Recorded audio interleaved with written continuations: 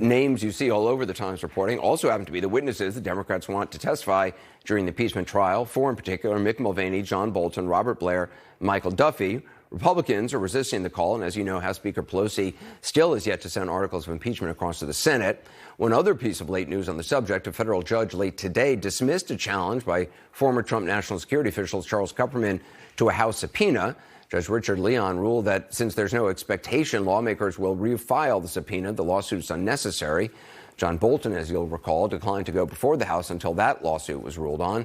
Let's get some perspective now from House Judiciary Committee member and Maryland Congressman Jamie Raskin. Congressman, these new details from the Times, how much do they change the calculus for Democrats here? Well, they fill in a lot of the details that were kind of abundantly directed to by Ambassador Sondland, who said everyone was in the loop. And the New York Times report suggests to me everyone was in the loop. Everybody understood it. The Times report also demonstrates meticulous consciousness of guilt as the White House officials involved tried to cover their tracks and tried to displace their own responsibility onto the Department of Defense and other actors. But ultimately, the report demonstrates that one person and one person only was at the heart of the entire scheme against Zelensky, and that was Donald Trump. He hatched it, he conceived of it, he executed it, and he swept up all of these different government powers in the process. And so they withheld the money. That's a violation of the Constitution itself, because under Article 1, it's Congress that decides where money should go, and we appropriated that money, and it cleared the Department of Defense anti-corruption protocol, and they violated the Impoundment Control Act by not notifying us formally that they were trying to withhold that money. Does the Times, the details give Nancy Pelosi more of a reason to delay sending the impeachment over to the Senate, do you think? Well, no, I don't think so. I mean, look, we had 17 witnesses who were sworn under oath, and they all told us different parts of the exact same story, which is the president executed a shakedown of the Ukrainian President Zelensky in order to get him involved in our presidential campaign, in order to smear Joe Biden, in order to rehabilitate this discredited conspiracy theory about 2016. That's the basic story. Now, we could have had 18 or 19 or 20 witnesses if we were willing to drag this on for months, but all of them have told us the exact same thing.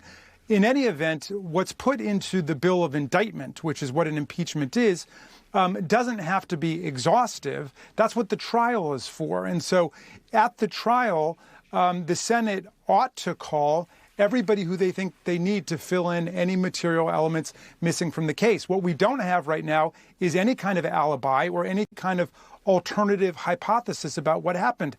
Everybody agrees this is not an Agatha Christie mystery at this point. We know exactly what the president did. And I think that all of the senators have to have a fair and open mind, including the Democrats, who must be open to any exculpatory evidence, any evidence that contradicts the overwhelming weight of evidence coming out of the House. But unless that evidence comes forward, I would say that this is one of the most open and shut cases I've ever seen in my life. Certainly, Republicans see it differently, particularly in the Senate, and don't seem so inclined to bring forward any evidence or witnesses. How does this stalemate, if that's what it is, how does it get solved? But look at the conundrum in what you just said. If they don't see it the same way, and if the president is convinced this is a fraud, a hoax, BS, everything that he's called it, then he should bring forward the witnesses that will show that. He should bring forward people to swear under oath why all of the other witnesses were wrong and why the House of Representatives' understanding of what took place is false.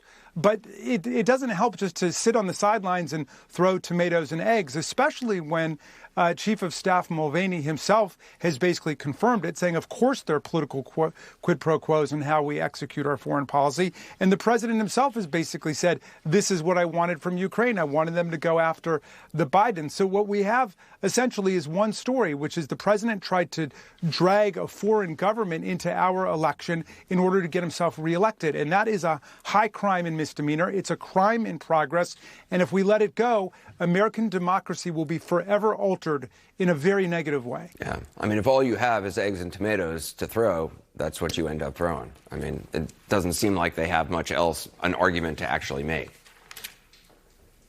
Well, the president blockaded a whole series of witnesses in his cabinet, the Secretary of State, the Secretary of Energy, the head of the Office of Management and Budget. He can send those people to go and testify if he has an alibi, if he has an alternative story. Right now, we've not seen one. And what we need from the Senate is a commitment to have a fair trial. The reason why the Constitution uses the language of a trial and the Chief Justice of the United States superintends the whole process is because it has to have the integrity of a trial. There've got to be witnesses. There's got to be evidence. The jurors have to be open to evidence on all sides. And then there has to be a fair outcome that the country will recognize as a real adjudication of what took place. Congressman Raskin, I appreciate your time.